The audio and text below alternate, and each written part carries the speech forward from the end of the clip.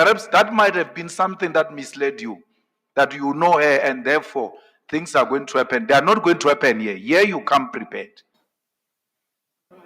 Commissioner Malema, your hand was up at some stage, and all the questions you put to the candidates were follow-up questions. Do you still want to?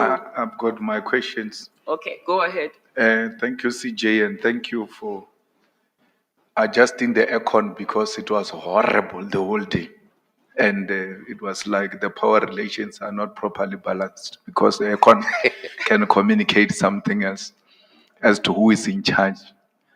I just want to ask, so I can make a quick follow-up on the same. You said you don't remember. No, let me ask it differently. How many judgments did you write since acting in KZN and Eastern Cape? And the CJ said, not exact number, just an estimate, a rough estimate. A rough estimate could be 15 somewhere. 15. Yes, 15. So when the CJ asked you, you said you don't, you've written so many, then there, you don't remember how many judgments you have written. You don't remember where you were a leading counsel. You don't remember that. I do. Where a judgment was made, not the appeal. The case is settled, is done. You were a leading counsel. You said to Commissioner Nonches that you don't remember which one. If Commissioner Malema would talk about the reported ones, I do not. No, not reported. Oh. Where you were a lead counsel. That's what he said. He kept on saying that. Where you were a lead counsel, where a judgment has been passed, whether reportable or not. Okay. You said you don't remember that. I may remember. I may remember, Honorable Malema, some cases where I lead and judgments were delivered. You remember now? Yes, I may remember. Where you were a senior counsel? Yes. There was no lead counsel? No. Please take us through maybe one or two. Because you said you remember now. Earlier on you said you don't remember. No, I was thinking about the reported ones. So I'm talking about now the unreported ones where I lead. Any judgment where you were a lead counsel?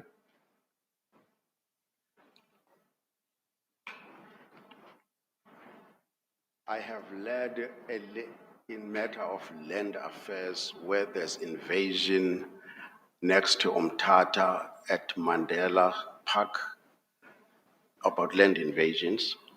I led the late Nancy in those matters, a series of them. I also led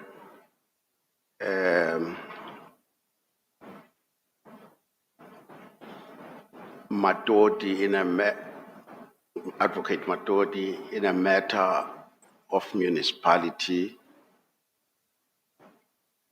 That judgment, we were dismissed. We were for the plaintiff. We were for the applicant. I beg your pardon, my lord.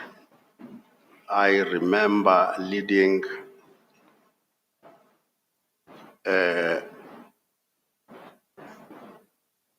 Mr. Healy in a matter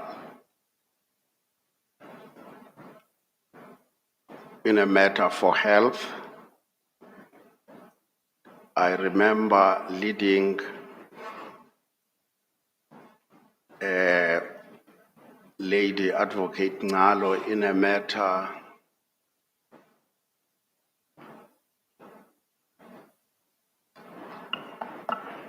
can't remember whether transport or education. That's fine. Let's see. I've got a limited time.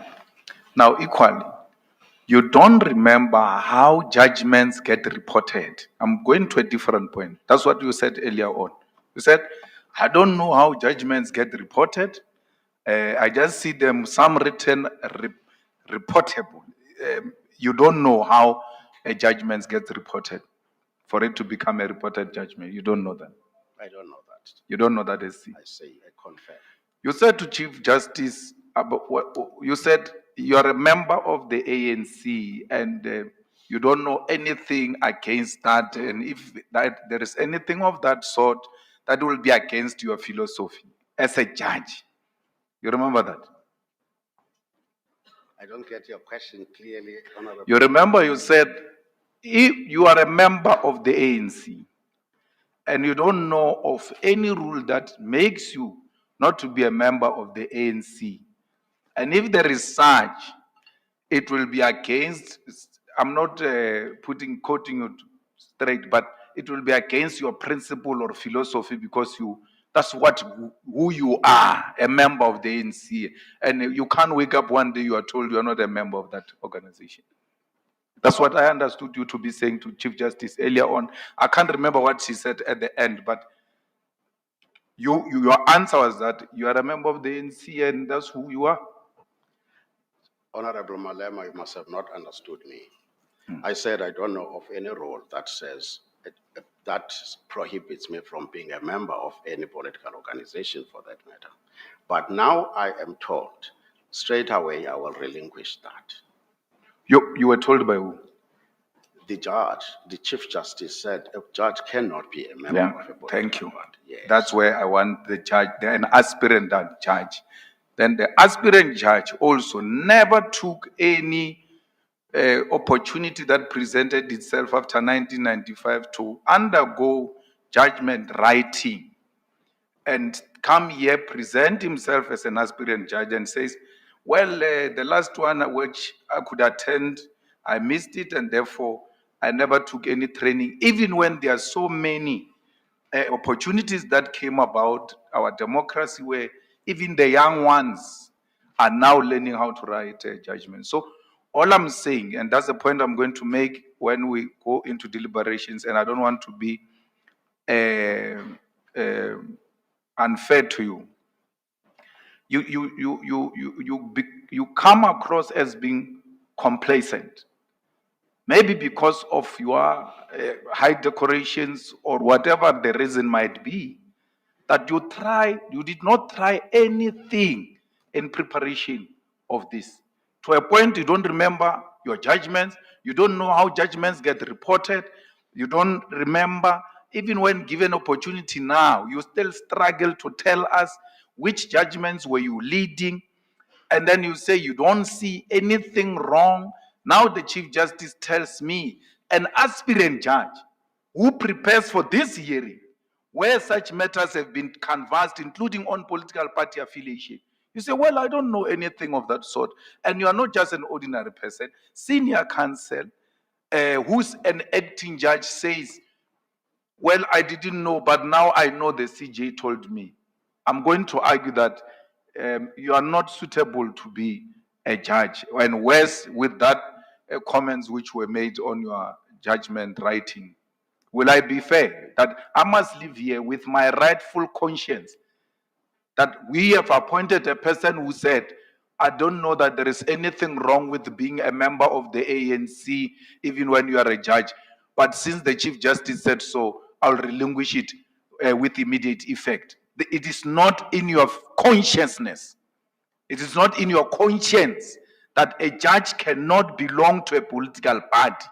If we did not have a Chief Justice with a wisdom, judicial wisdom, and just leaves you like that, you are going to continue to be a member of a political party because your conscience doesn't tell you that there is anything wrong with it. Only the Chief Justice told you that. Just, Honorable Malema, you will be unfair to live with that impression. I'm not complacent. I come here to apply for consideration, but everyone is entitled to make his observation about me. Being a senior counsel, I suppose, does not necessarily mean I should know all.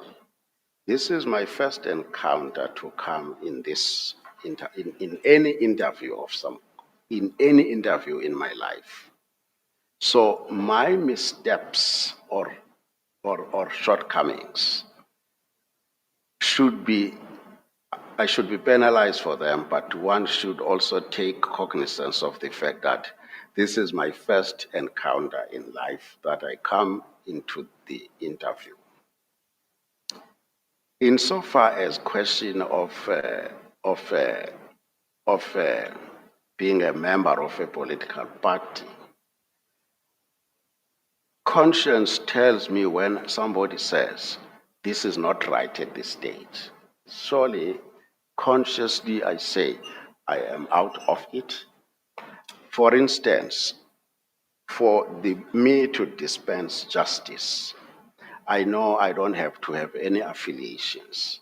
This is why I have been chasing and litigating for destitute women and school learners against the government in the Eastern Cape. I have not for once been in a position to say I'm to be biased in favor of the ANC government. I have enforced people's rights against an ANC-led government of the Eastern Cape.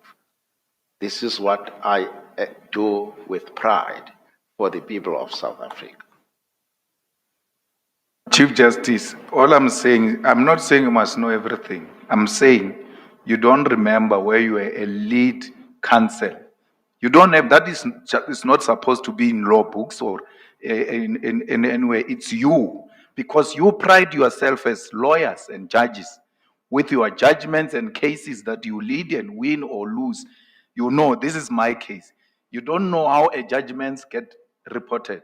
You don't have anything to show that you attended any course on judgment writing. And that's what's going to be 80% of your work. You have to write judgments. You don't know that.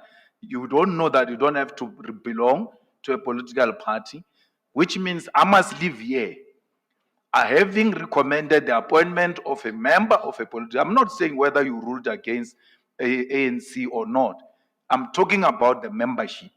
That if we live here today we've appointed an ANC member to become a judge, and where judiciary is accused of being captured. Aspirant judges who come here, they will tell you, I've been a member of the ANC and I resigned since a year ago or 2 years because they knew now I must start cleansing myself of these things. And that's being aspirant.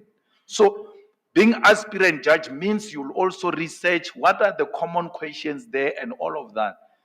All of that, you did not take an effort. You don't know how many judgments you have written.